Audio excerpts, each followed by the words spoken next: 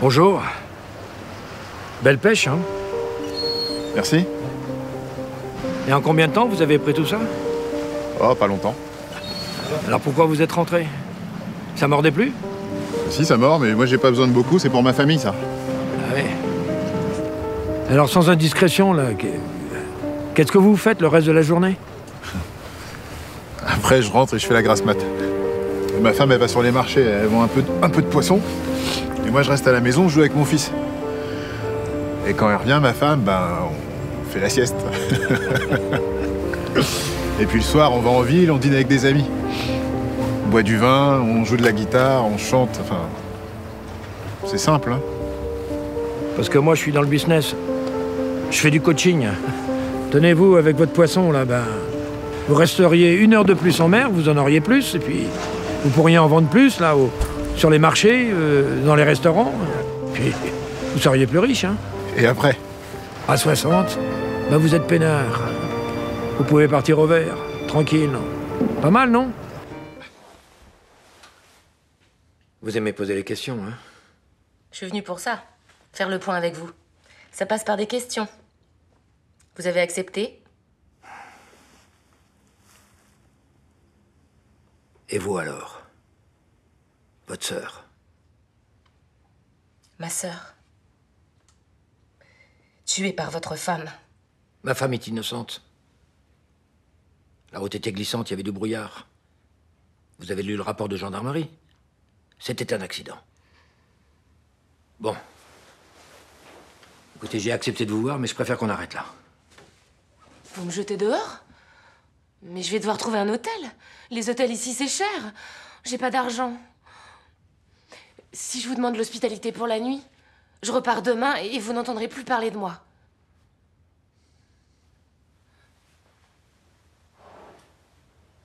Je vous ai offert un repas déjà. Je suis pas l'armée du salut.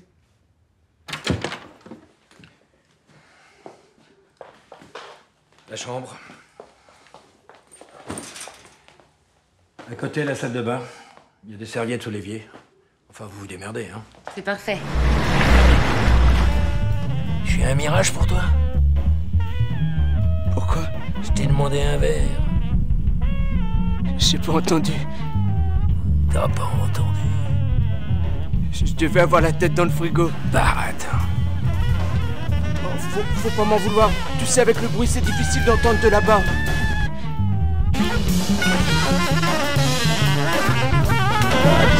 Silence!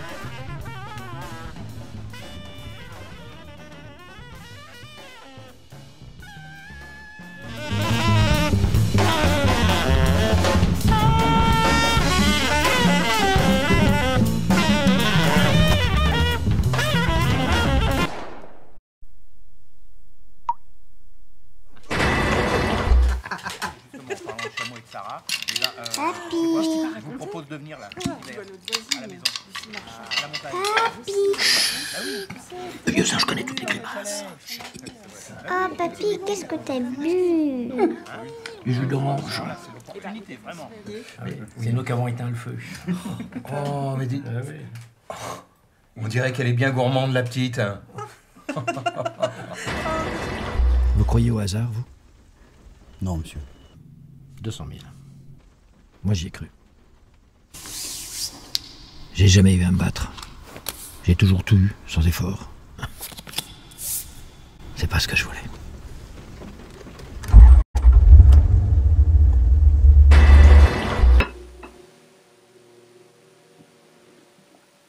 Faut que je te parle. Pas maintenant, je suis occupée. Tu aurais pu quand même faire un effort. Ne serait-ce que pour remercier les gens qui sont déplacés jusqu'ici. Ils l'ont fait pour toi. Ce sont tes amis, tes employés. J'ai rien à leur dire. C'est totalement immature, ma pauvre Alice. Il y a un minimum de savoir-vivre à respecter. Quelles que soient les épreuves que Dieu nous envoie. Pas de prêcher, s'il te plaît. Écoute bien. Tu départs dans l'entreprise. Et j'accomplirai le rêve de notre fils, que ça te plaise ou non. Je suis fatigué. Je vais me coucher. Je te préviens, dès demain matin, nous reparlerons de tout ça et nous mettrons les choses au point, une bonne fois pour toutes. Te voilà, toi? Salut. T'as encore vu une fille hier soir? Comment tu sais ça? Je sens. On s'est pété le dos, je crois. Ah, tout comme moi, à ton âge. Ouais, la différence, c'est que moi, je faisais l'amour comme une bête et j'avais pas mal au dos. Et maintenant?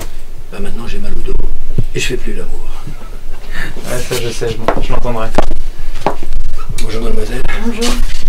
Il va s'occuper de vous. Bien sûr. Bonjour madame, je peux vous aider? Je cherche un livre pour enfants.